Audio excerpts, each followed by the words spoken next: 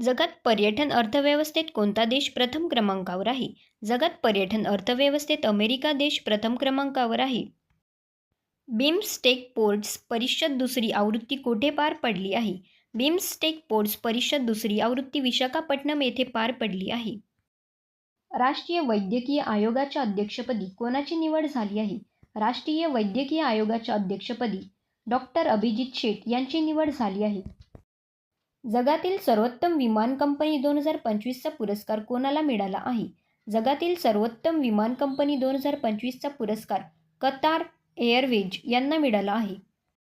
BIMSTEC ports परिषद दुसरी आवृत्तीचे उद्घाटन कोणाच्या हस्ते पार पडले आहे? बिमस्टेक पोर्ट्स परिषद दुसरी आवृत्तीचे उद्घाटन सर्वानंद सोनोवाल यांच्या हस्ते पार पडले आहे.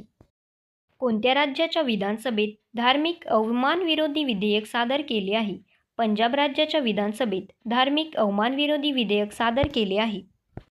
2028च्या ऑलिम्पिक स्पर्धा कोठे आयोजित करण्यात येणार आहेत? 2028च्या ऑलिम्पिक स्पर्धा लॉस एंजेलिस येथे आयोजित करण्यात येणार आहेत.